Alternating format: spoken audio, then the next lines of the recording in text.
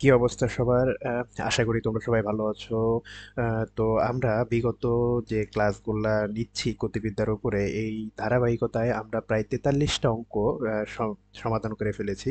তো তোমাদের এই সহযোগিতা না পেলে আমরা এতদূর যে নতুন করে শুরু করে আসা, এটা খুবই কষ্টসাধ্য একটা বিষয় ছিল।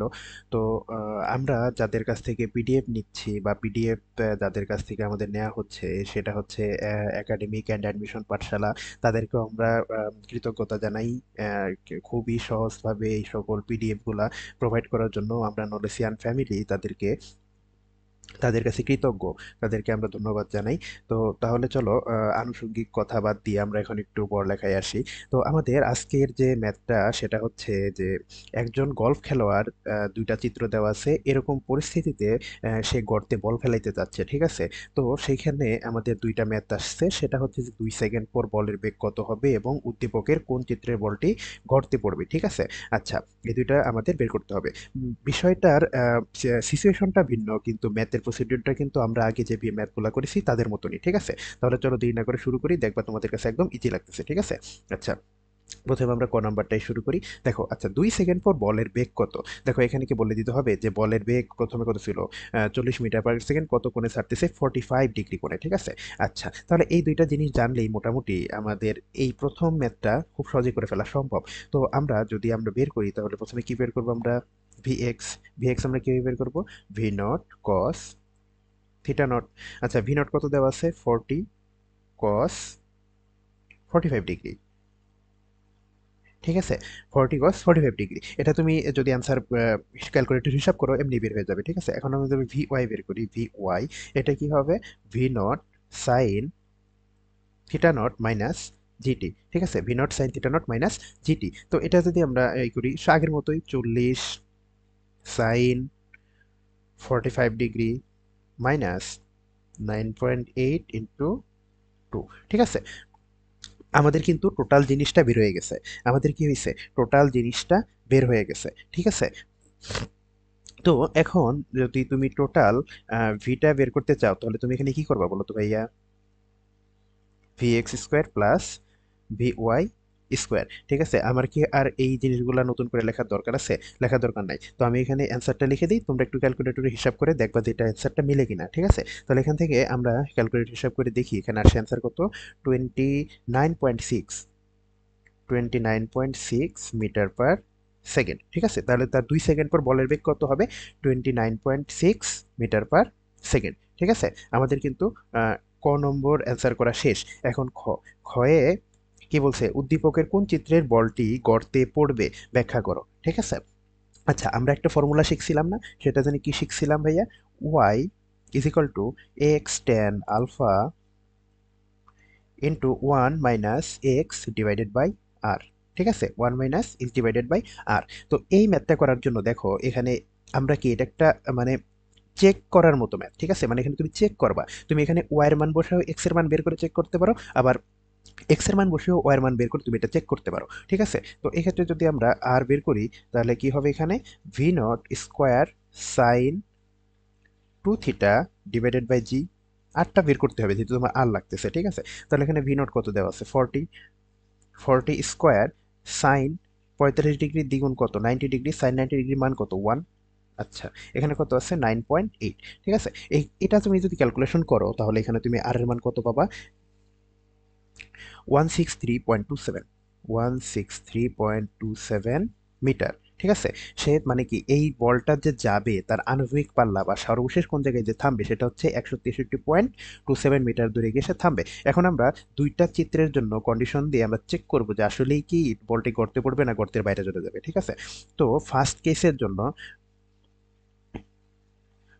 কেসের জন্য আমরা ওয়াই বের করি। ওয়াই এক্স, ফার্স্ট কেসে আমার এক্স কত দেওয়া আছে? গাছটা কোথায় আছে? গাছটা আছে আমার কি 30 মিটার দূরে, তাহলে এক্স এর মান আমরা কি 30 লিখবো। 30 ইন্টু টেন আলফা, আলফার মান কত? 45 ডিগ্রি। টেন 45 ডিগ্রি মান কত বলো তো? এটা সবাই কমেন্ট করে জানাবা যে 10 45 ডিগ্রি মান কত। তাহলে এখানে এক্স এর মান কত বসে? আবার কি 30 ডিগ্রি। আচ্ছা, আর এর মান আমরা কত পাইছি? 163.27। ঠিক আছে? 163.27। তো এই ক্ষেত্রে দেখো ওয়াই এর মানটা যদি আমরা হিসাব করি, সেই ক্ষেত্রে আমরা কত পাবো? 24 24.5 মিটার। 24.5 মিটার আমরা পাইছি, যেটা কি অবশ্যই কি 20 মিটারের থেকে কি কম? 20 মিটারের থেকে কি কম না? তাহলে এখানে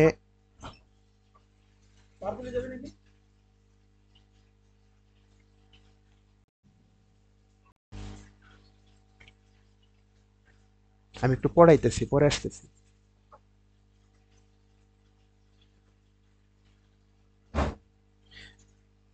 আচ্ছা, যেটা বলতেছিলাম যে আমরা এই যে এই জায়গাটাতে আমরা জিনিসটা চেক করব, ঠিক আছে? তো এক্স এর মান বসিয়ে আমরা ওয়াই এর মান কত পাইছি এখানে?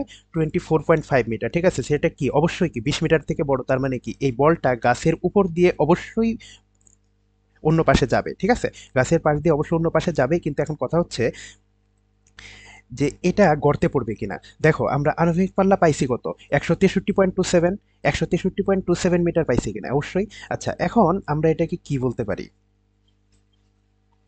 যে বলটি গাছের উপর দিয়ে অবশ্যই ওই পাশে যাবে, কিন্তু সে বলটা গর্তে পড়বে না। কারণ দেখো আমার এই বলের যে জায়গা, এইখান থেকে আমার যে গর্ত, এর ডিস্টেন্সটা কত? 160 মিটার। তো এই 160 মিটার আর এর আনুভূমিক পাল্লা বেরিয়েছে কত? 163.27 মিটার। তো এই 160 মিটার থেকে কি আণবিক পাল্লা বেশি হয়ে গেছে, তার মানে কি এটা গর্তের গর্তের যেখানে আছে তার থেকে আরো বেশি দূরে যেয়ে পড়বে, ঠিক আছে কিনা? আচ্ছা, এখন যদি আমরা দ্বিতীয় কন্ডিশনের ক্ষেত্রে বের করি, দ্বিতীয় কন্ডিশনের ক্ষেত্রে যদি আমরা আবার বের করতে চাই, তাহলে এখানে কত? 30, এখানে আমরা কিন্তু এখন আর 30 বসাতে পারবো না, কারণ সেকেন্ড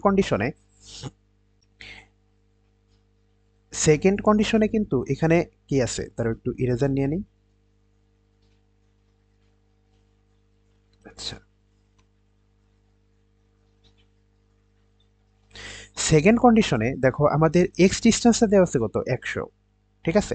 এই 100 কিন্তু কোনটা কিন্তু সেম, 1045 ডিগ্রি ইন্টু 1 - x/r। আমরা এক্স এখানে কি লিখবো? 100। আর আমরা আণবিক পাল্লা কত পাইছি বা আর কত পাইছি?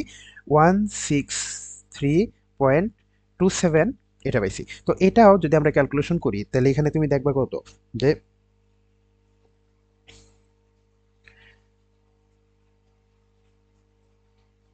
এখানে কত দেওয়া আছে? 38.75 মিটার আসে, ঠিক আছে? এটাও কিন্তু আমার কি 20 মিটার থেকে বেশি, ঠিক আছে? এটাও কিন্তু আমার 20 মিটার থেকে বেশি। আবার এটা আণবিক পাল্লা কত? 163.27। তাহলে এটা খুব সহজ হিসাব। তো সহজ হিসাবে আমরা এটাকে অবশ্যই বলতে পারি যে কোনো বলটি আসলে গর্তে পড়বে না, ঠিক আছে? দুইটা বলই দুই ক্ষেত্রেই তোমার গাছের উপর দিয়ে যাবে, ঠিক আছে? গর্তের দিকে যাবে, কিন্তু গর্ত পার হয়ে দুইটাই বাইরে পড়বে, ঠিক আছে? তো দুইটা বলই গর্তে পড়বে না। তাহলে এখানে প্রশ্ন কি বলছিল যে উদ্দীপকের কোন চিত্রের বলটি গর্তে পড়বে? আসলে উদ্দীপকের কোনো চিত্রের বলটি গর্তে পড়বে না, ঠিক আছে? তাহলে আমরা এখানে লিখতে পারি কোনো বলই গর্তে পড়বে না, ঠিক আছে? তাহলে এটাই হচ্ছে আমাদের অ্যান্সার। তো এই অঙ্কটা আসছে কোথায়? যশোর বোর্ড 2017 সালে আসছে এই অঙ্কটা। তো এই যশোর বোর্ডের কোয়েশ্চেনগুলা একটু ট্রিকি টাইপের হয়, কিন্তু এই কোয়েশ্চেনটা আমার কাছে মনে হচ্ছে যে খুবই স্ট্যান্ডার্ড এবং কনসেপচুয়াল, যে তুমি এটা বুঝলে তুমি এটা অ্যান্সার করে আসতে পারবে, কিন্তু না বুঝলে এটা অ্যান্সার করা খুবই মুশকিল হয়ে যাবে, ঠিক আছে ভাই? তাহলে পরবর্তীতে আমরা অন্য আরেকটা ম্যাথ সলভ করব। তো আজকে এই পর্যন্তই। ধন্যবাদ সবাইকে।